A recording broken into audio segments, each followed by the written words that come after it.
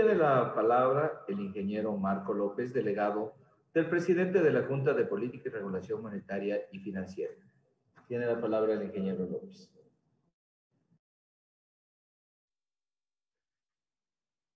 Muy buenas noches, señor presidente. Muy buenas noches, señoras y señores asambleístas. Muchísimas gracias por la oportunidad. Y permítame solo robar un minuto de esta intervención para en este 13 de abril rendir un tributo al maestro ecuatoriano, a ese maestro que nos formó en principios, en valores, en ética, en cívica, en moral, a todos los que tenemos un poco más de cana. Esos maestros que ven que sus alumnos tienen mejores días, pero ellos siguen teniendo días iguales. Así que para ellos ese homenaje especial en este 13 de abril, y gracias a Dios he tenido la oportunidad de poderlo hacer en el seno de la democracia del país. Con esto quisiera pedir autorización para compartir una presentación que tengo, si es posible, por favor.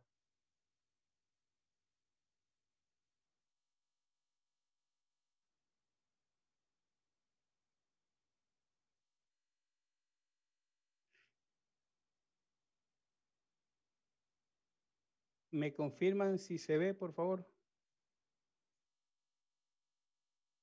Sí, ya se visualiza, ingeniero. Siga, por favor. Muy bien. Quiero compartir un tema que a lo mejor es una verdad de perogrullo, que es el tema de la dolarización. Estamos en dolarización, ¿y qué es esa dolarización? Esa dolarización no es otra cosa que la renuncia que hacemos a que el país tenga su moneda propia y adopte de forma oficial la moneda de los Estados Unidos de América, que es el dólar. Y ninguna otra moneda, sino la de los Estados Unidos de Norteamérica, y por lo tanto sustituye, en el caso nuestro, sustituyó al sucre por el dólar en todas las funciones de la moneda. Las funciones que tiene como reserva de valor, como medio de pago y como unidad de cuenta.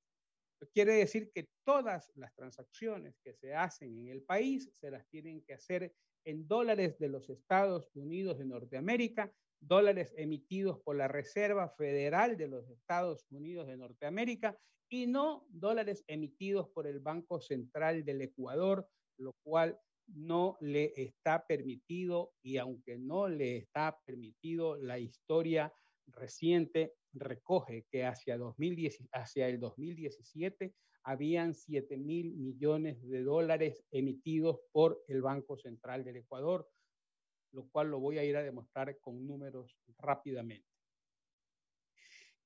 ¿Qué es lo que decimos? Hay que proteger la dolarización. ¿Y cuáles son los pilares que apoyan eso? Algunos ya se ha referido Verónica de manera muy acertada. Y yo quiero hacer énfasis en algunas cosas. Primero, el Banco Central no es un banco comercial. No pueden venir a confundirnos entre el multiplicador del crédito y la emisión de dinero. Los bancos centrales emiten dinero. Por eso hay un solo banco central por país. La banca comercial se encarga de multiplicar a través del crédito la masa de dinero que existe en la economía. Sin embargo, si nosotros tomamos el total del sistema financiero nacional y vemos el total de depósitos más líneas de crédito que ha recibido el sistema financiero nacional, estos superan a los créditos que el sistema financiero ha otorgado. Por lo tanto, dólar a dólar está respaldado cada dólar de crédito con un dólar de depósito. Es decir, hay una multiplicación de recursos a través del crédito, pero no hay una emisión de dinero porque no existe la emisión secundaria. Esa es una falacia hablar de emisiones secundarias. Existe una sola emisión que es la que hacen los bancos centrales de cada país que tiene moneda. El otro sustento es que no pueden haber créditos, ni directos ni indirectos, ni compras de papeles, ni al Estado, ni a la banca pública. ¿Por qué? Porque esa es la forma de desangrar, es la forma de ensanchar el balance del Banco Central, y cuando se ensancha el balance del Banco Central sin tener los dólares de respaldo necesarios, lo único que se está haciendo es incrementando la emisión inorgánica de dólares en la economía. La regla de los 4 sistemas, yo creo que lo ha explicado muy claramente ya Verónica, y voy a aprovechar más bien unos minutos luego para mostrarlo de manera numérica. La independencia técnica en la toma de decisiones de una junta monetaria y de una junta financiera. Esto es fundamental porque los temas monetarios y los temas financieros, de política financiera y de política de crédito, son temas técnicos, son temas que afectan sensiblemente a todos los 17 millones de ecuatorianos, y por lo tanto se debe tomar de una manera alejada de los intereses políticos que puedan existir en un momento determinado. Nosotros hoy defendemos con la misma vehemencia que defendíamos esta ley hace unos pocos días. Antes del día domingo defendíamos exactamente con la misma vehemencia, independientemente del resultado que se haya dado ayer.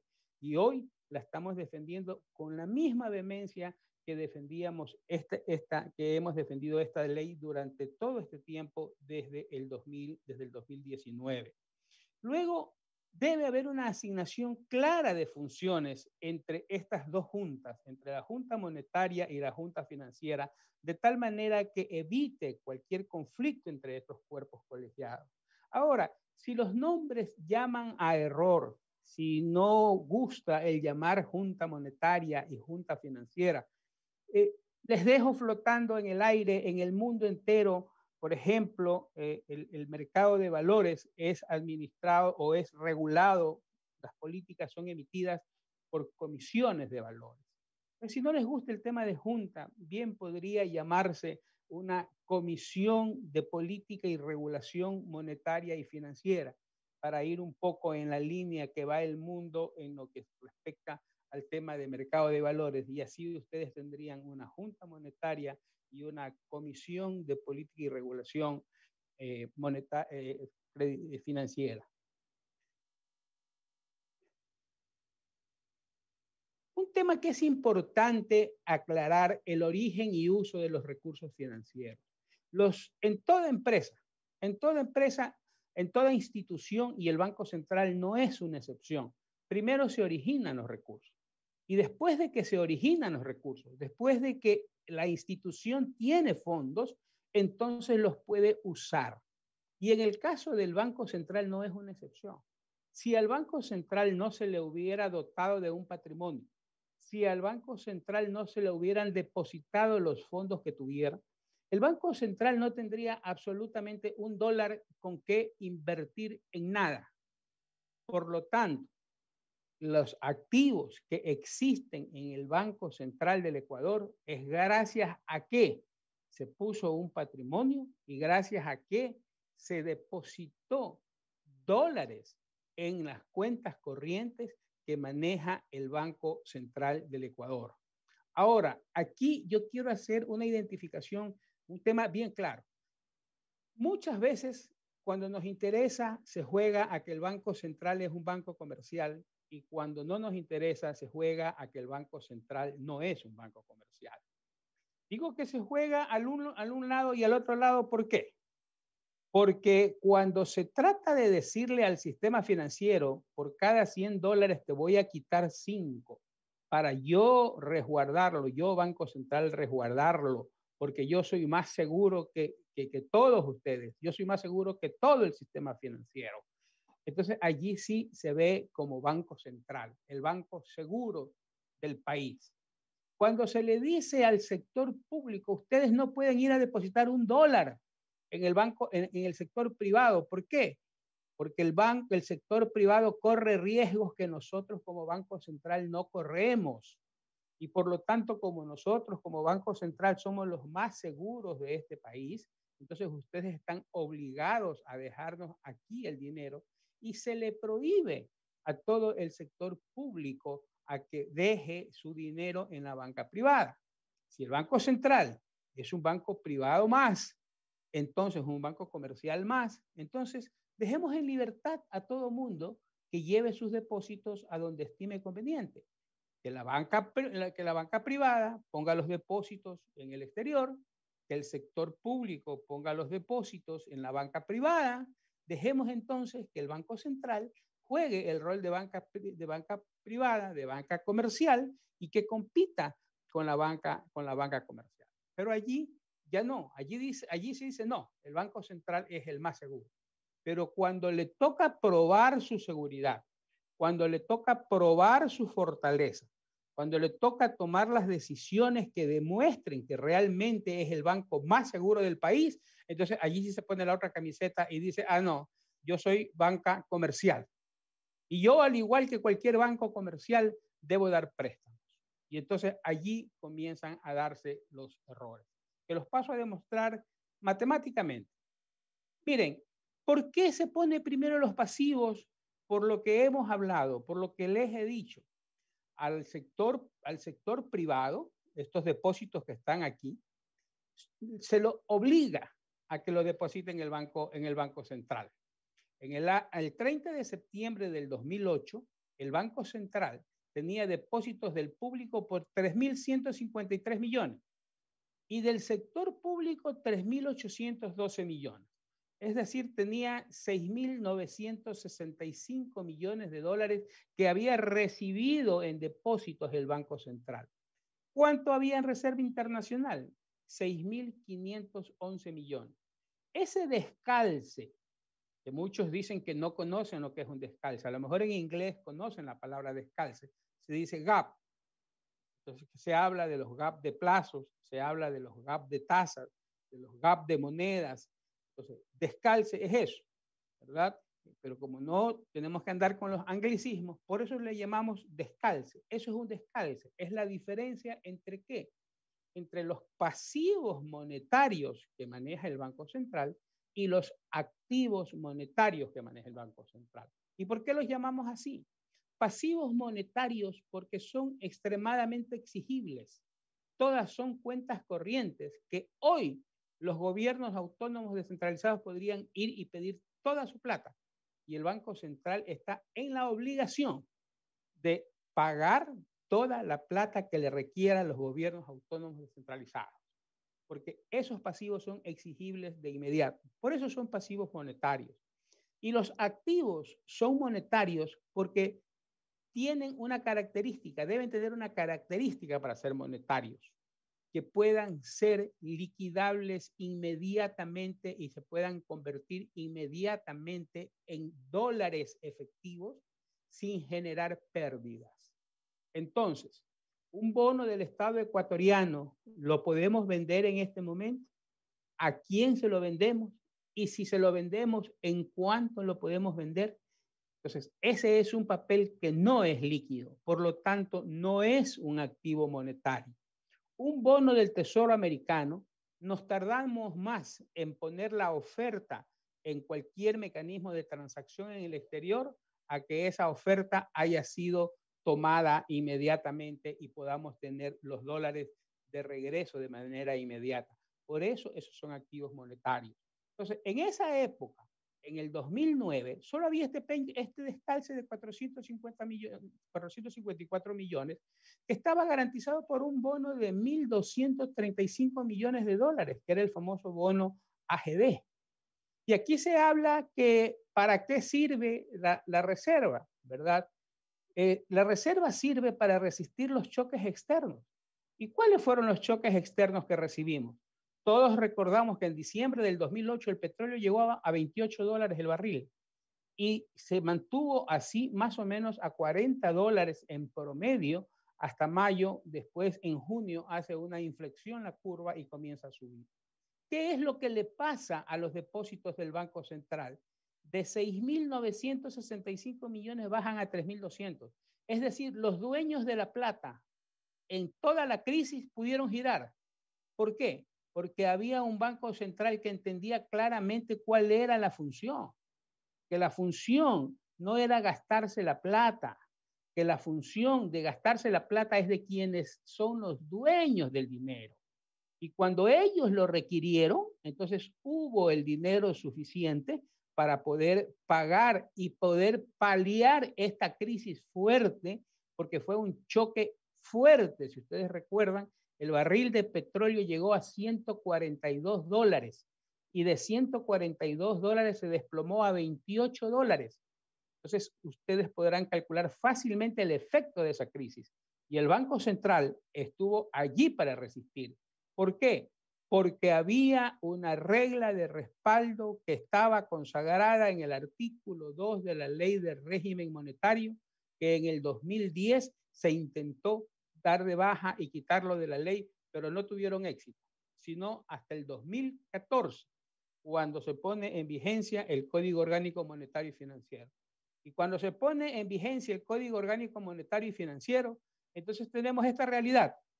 Casi 10.000 millones de dólares en depósito y tan solo 2.800 millones de dólares para poder responder ante estos depósitos. Si aquí, estando en crisis, hacíamos exactamente lo mismo que se hizo el 31 de mayo del 2009, que se giraron todos los fondos, entre septiembre y mayo del 2009 se giraron los fondos, se giró el 54% de los depósitos. ¿Qué es lo que hacíamos?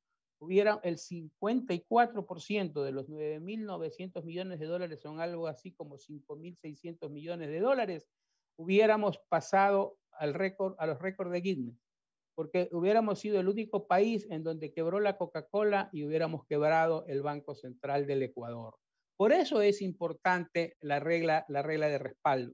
Por eso es importante la relación entre activos monetarios y pasivos monetarios. Y por eso es importante esta ley.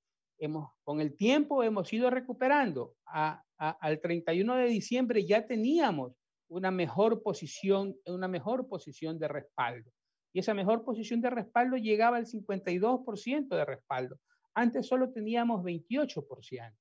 Entonces, ¿cuál es el éxito de un banco central para que mañana pueda seguir diciendo, yo soy un banco seguro y por eso te quito de cada $100 que te depositan, te quito 5 y por eso te prohíbo a ti, sector público, que le deposites a la banca privada, porque en la banca privada corres riesgos que conmigo no corres? Estos depósitos son obligados y por lo tanto, si yo los obligo a que los tengan conmigo, debo estar obligado a respaldarlos adecuadamente dólar por dólar. Esa es la razón de existir de este corazón de la ley, que es los 4 sistemas que deben ir obviamente acompañados de esa independencia técnica para tomar esa relación. Miren cómo históricamente, cuando en el 2008 todavía estaba vigente el artículo 2 de la Ley de Régimen Monetario, en el 2010 la entonces gerente general encargada ante la Comisión de lo Económico presidida en esa época por el señor Paco Velasco, declara a través de una carta que no puede presentar el balance general del Banco Central en la forma que le exigía el artículo 2 de la Ley de Régimen Monetario, porque no cuadraban esos sistemas. Es decir, no tenían los suficientes fondos para respaldar. Habían roto la ley en el 2008 y rompieron la ley hasta el 2014. Y en el 2017 quedó una brecha, quedó un descalce de 7.000 millones de dólares, que es ese descalce que lo mantenemos históricamente y que gracias a que la Asamblea Nacional tomó una decisión valiente que representó probablemente desde el punto de vista político para un ministro de Finanzas pegarse un tiro en el pie, que es decir, no se puede invertir en bonos del Estado. Entonces, se pudo controlar y no ha aumentado esa brecha. Pero ese artículo no es suficiente, porque solo dice que no invierta en papeles del Estado. Pero en ningún lado dice, por ejemplo, que yo le diga al Banco Central, oye, registra una cuenta por cobrar y dime que tengo dinero en la cuenta única del Tesoro. Eso no está prohibido en este momento. Lo que está prohibido es que no le compre bonos del Estado. Entonces, no es suficiente lo que se hizo. Por eso es que con la misma vehemencia que hicimos, que hemos expuesto la ley y que hemos defendido esta ley, la defendemos hoy y la defendimos antes del día domingo. Y la seguiremos defendiendo con la misma vehemencia porque esta es una ley en beneficio de los 17 millones de ecuatorianos. Muchísimas gracias, señor presidente. Muchísimas gracias, señores y señoras asambleístas.